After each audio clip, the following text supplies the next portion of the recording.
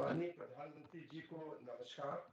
Budget घोषणाओं के पश्चात आयोजित होने वाली post budget stakeholders consultation webinar की श्रृंखला की पहली कड़ी में आपका हार्दिक स्वागत है। यह webinar agriculture and rural prosperity के विषय पर आयोजित किया जा रहा है। वेबिनार का मुख्य उद्देश्य सेक्टर से संबंधित विभिन्न हितधारकों के साथ विचार विमर्श तथा मंथन कर घोषणाओं के सफल क्रियान्वयन हेतु रणनीति को अंतिम रूप देना है। मैं वेबकास्ट तथा यूट्यूब चैनल से जुड़े सभी हितधारकों की तरफ से आपका आभार व्यक्त करता हूं कि आपने अपने व्यस्ततम कार्यक्रम से इस वेबिनार को समय दिया। अब मैं माननीय प्रधानमंत्री जी से निवेदन करता हूं कि वे अपना उद्बोधन देकर हमें मार्गदर्शन प्रदान करने का कष्ट करें। नमस्कार। बजट के बाद बजट से जुड़े वेबिनार में आप सबकी उपस्थिति बहुत अहम है। इस कार्यक्रम से जुड़ने के लिए आप सभी का धन्यवाद। इस वर्ष का बजट हमारी सरकार के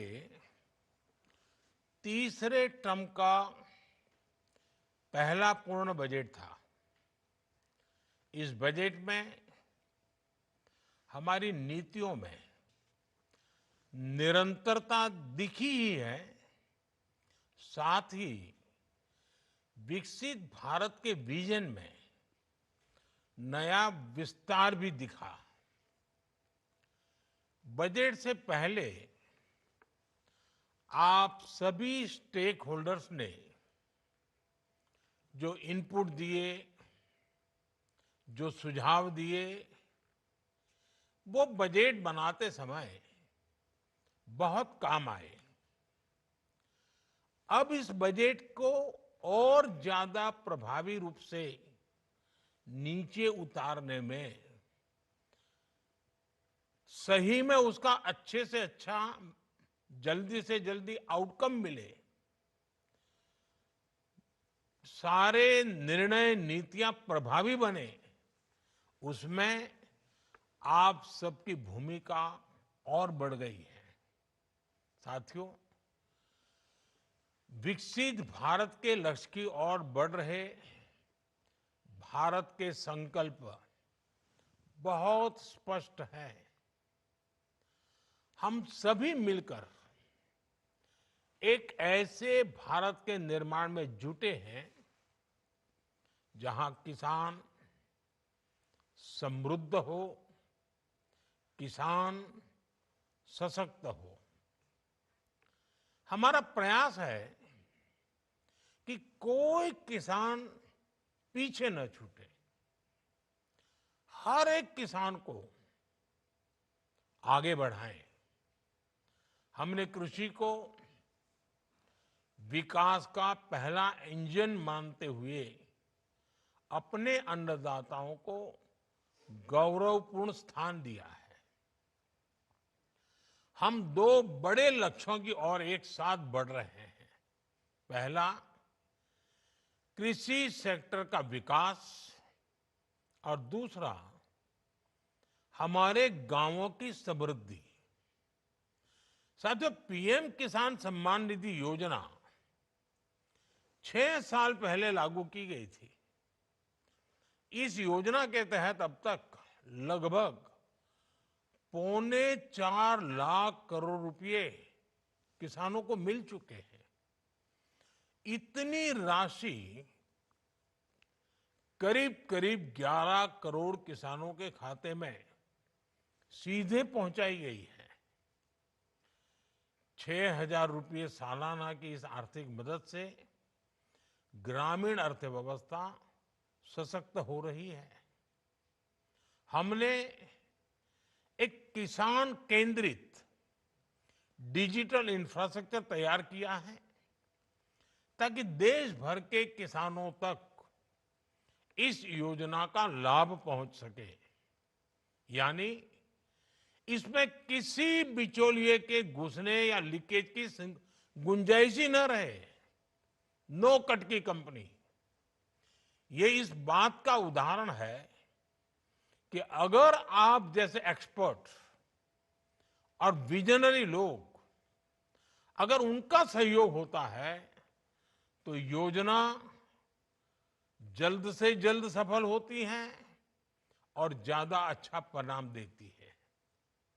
आपके योगदान से किसी भी योजना को पूरी मजबूती और पारदर्शिता के साथ धरातल पर उतारा जा सकता है।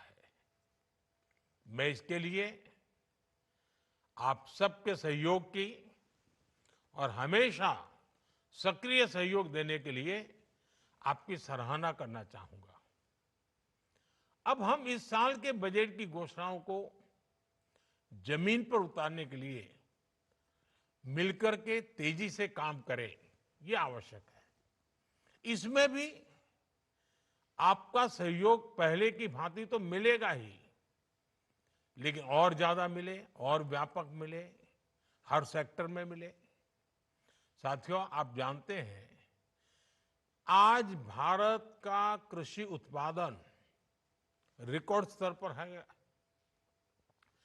10-11 साल पहले जो कृषि उत्पादन 265 मिलियन टन के करीब था, वो अब बढ़कर 330 मिलियन टन से ज्यादा हो गया है। इसी तरह बागवानी में जुड़ा उत्पादन बढ़कर 350 मिलियन टन से ज्यादा हो गया है। ये हमारी सरकार के बीज से बाजार तक की अप्रोच का परिणाम है। कृषि सुधार, किसानों का सशक्तिकरण और मजबूत वैल्यू चेन ने इसे संभव बनाया है। अब हमें देश के एग्रीकल्चर पोटेंशियल का पूरा इस्तेमाल करके और भी बड़े टारगेट तय पाने तक पहुंचना है। इसी दिशा में हमने बजट में पीएम धन धान्य कृषि योजना का ऐलान किया है। ये मेरे लिए अत्यंत महत्वपूर्ण योजना है। इसके तहत देश के 100 सबसे कम कृषि उत्पादकता वाले जिले, लो प्रोडक्टिविटी वाले जिलों के विकास पर फोकस किया जाएगा। आप सबने विकास के कई पैरामीटर पर एस्पिरेशनल डिस्ट्रिक्ट कार्यक्रम से मिले नतीजों को देखा है। इन जिलों को कोलैबोरेशन, गवर्नेंस और हेल्दी कंपटीशन का और कन्वर्जेंस का बहुत फायदा मिल रहा है।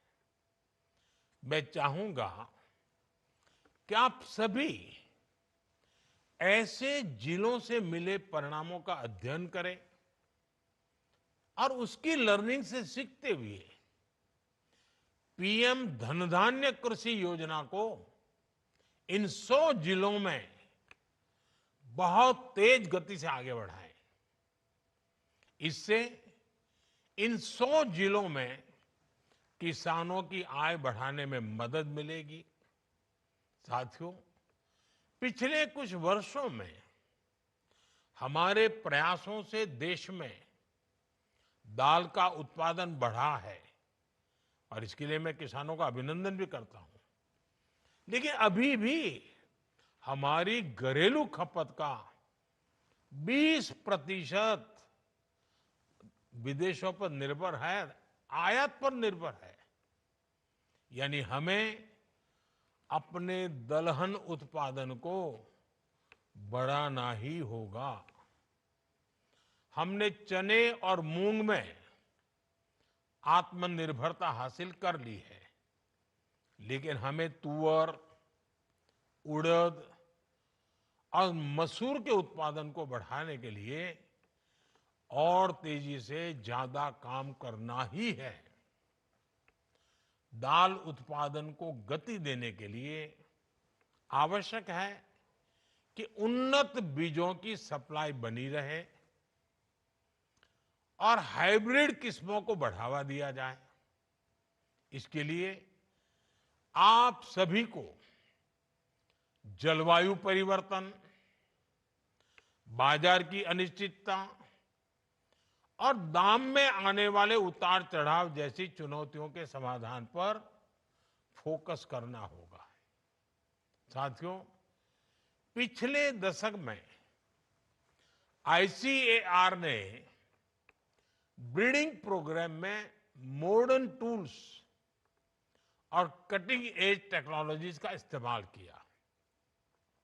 इससे 2014 से 2024 के बीच अनाज, तिलहन, दालें, चारा, गन्ना, विभिन्न फसलों में 2,900 से अधिक नई किस्मों का विकास हुआ। आपको ये सुनिश्चित करना होगा कि हमारे देश के किसानों को ये नई वैरायटीज सस्ती दर पर मिलती रहे। हमें ये भी सुनिश्चित करना होगा कि किसानों की उपज मौसम के उतार चढ़ाव से प्रभावित ना हो। आप जानते हैं कि बजट में इस बार अधिक उपज वाले बीजों के लिए राष्ट्रीय मिशन शुरू करने की घोषणा हुई है। इस कार्यक्रम में अभी जो प्राइवेट सेक्टर के लोग हैं, उन्हें मैं विशेष तौर पर कहूंगा कि इन बीजों के प्रसार पर जरूर फोकस करें। ये बीज छोटे किसानों तक पहुंचने लगे, इसके लिए इन्हें सीड चेन का हिस्सा बनना होगा। और ये काम हमारा है कि हम कैसे बने। साथियों, आप सब देख रहे हैं, आज लोगों में पोषण को लेकर काफी जागरूकता बढ़ी है। इसलिए बागवानी, डेयरी और फिशरी प्रोडक्ट्स की बढ़ती मांग को देखते हुए इन सेक्टर्स में काफी इन्वेस्टमेंट किया गया है। फल और सब्जियों का उत्पादन बढ़ाने के लिए अनेक कार्यक्रम चलाए जा रहे हैं। बिहार में मखाना बोर्ड के गठन की घोषणा भी की गई है। मेरा आग्रह है कि आप सभी stakeholders diverse nutritional foods के प्रसार के लिए नए रास्ते तलाश करें। ऐसे पोषण युक्त खाद्य पदार्थों की पहुंच देश के कोने कोने में और ग्लोबल मार्केट तक होनी चाहिए। साथियों, 2019 में हमने पीएम मत्स्य संपदा योजना को लॉन्च किया था। इस सेक्टर के वैल्यू चेन को मजबूत बनाने, इंफ्रास्ट्रक्चर तैयार करने और इसे आधुनिक बनाने की दिशा में ये एक महत्वपूर्ण कदम था। इससे मछली पालन के क्षेत्र में प्रोडक्शन, प्रोडक्टिविटी और पोस्ट हार्वेस्ट मैनेजमेंट बेहतर करने में मदद मिली। बीते वर्षों में कई योजनाओं के माध्यम से इस सेक्टर में निवेश भी बढ़ाया गया, जिसके परिणाम आज हमारे सामने है। आज फिश प्रोडक्शन 2 गुना हो चुका है। हमारा निर्यात भी 2 गुना हो चुका है। हमारा प्रयास है कि इंडियन एक्सक्लूसिव इकोनॉमिक जोन और खुले समुद्र से सस्टेनेबल मछली पालन को बढ़ावा मिले। इसके लिए एक कार्य योजना तैयार की जाएगी। मैं चाहूंगा आप सभी इस सेक्टर में ईज ऑफ डूइंग बिजनेस को बढ़ावा देने वाले आइडियाज पर मंथन करें और उस पर जल्द से जल्द काम शुरू करें। इसके साथ ही हमें अपने पारंपरिक मछुआरे साथियों के हितों की रक्षा भी सुनिश्चित करनी होगी। साथियों, हमारी सरकार ग्रामीण अर्थव्यवस्था को समृद्ध बनाने के लिए प्रतिबद्ध है। पीएम आवास योजना ग्रामीण, इसके तहत करोड़ों गरीबों को घर दिया जा रहा है। स्वामित्व योजना से संपत्ति मालिकों को रिकॉर्ड ऑफ राइट्स मिला है। हमने सेल्फ हेल्प ग्रुप की आर्थिक ताकत बढ़ाई है, उनको मदद बढ़ाई है। प्रधानमंत्री ग्राम सड़क योजना से छोटे किसानों और कारोबारियों को फायदा हुआ है। हमने 3 करोड़ लखपति दीदी बनाने का लक्ष्य रखा है। हमारे प्रयासों से 1.25 करोड़ से ज्यादा बहनें लखपति दीदी बन चुकी है। इस बजट में ग्रामीण समृद्धि और विकास के कार्यक्रमों के ऐलान से रोजगार के अनेक नए अवसरों की संभावना बनी है।